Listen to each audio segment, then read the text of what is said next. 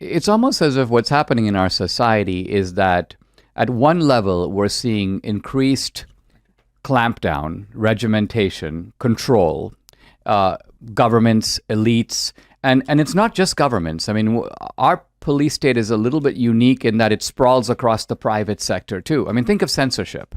Censorship involves academia, it involves the media, it involves nonprofit institutions, it involves the government and the digital platforms. So an academic will make up a list, right? And let's just say timpool and I are on the list. Got to ban these two guys. That list will then be picked up by the Biden administration, which will then sort it. Oh, timpool is spreading lies about the election. Send it over to CISA, the Cybersecurity and Infrastructure Aid. Dinesh is spreading lies about COVID. Send him over to the CDC. So all these agencies compile these lists, but then they don't want to explicitly censor because they might get caught. So they hand it off to a middleman. They go to the Stanford Internet Observatory or the Virality Project. They go, guys, you take this list and you deliver it to the digital platforms. So that way we're out of it. So that they do the handoff, the digital platforms ban you, and the media cheers. And they don't make any specific statements of fact. That way they can't be sued. So I actually dealt with this. I think Stanford claimed that I was one of the largest, me and a few other people were the biggest promoters of disinformation during the 2020 election, which is the weirdest thing to say I did because I have like the most tepid opinions on these things.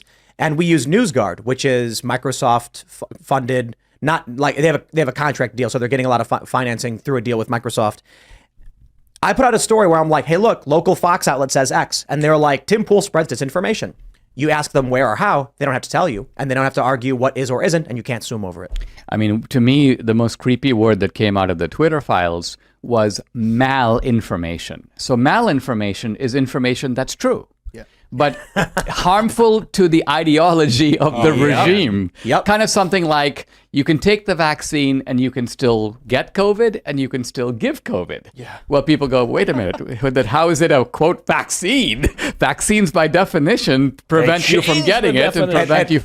And so that becomes malinformation. It's not wrong. It's actually true. That's why they want to ban you. At first I think it was misinformation. Right. And they were like, some people are spreading information accidentally incorrect. Then it became disinformation. Right. I was like, now they're intentionally doing it. Then malinformation. It may be true, but it is bad for a lot of reasons.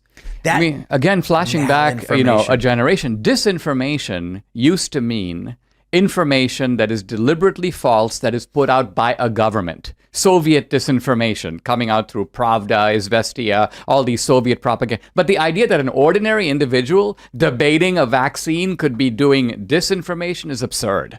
You can be misinformed, you could be even malicious, you could be lying, but disinformation, again, that term was ripped out of its original context and used in a completely different context.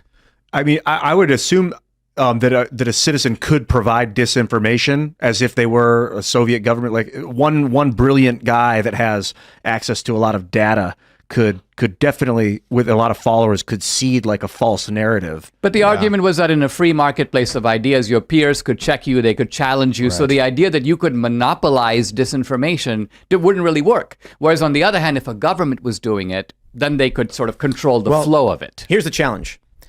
Let's say the government releases an AI image, and then the people check that image and says, hey, wait a minute, this is AI generated. Then news organizations, through statements made by the government, confirm, actually, it's real.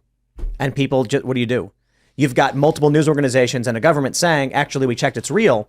And users being like, we ran algorithms and said it's fake. People are going to be, it's just nonsense world. There's nothing that's true anymore.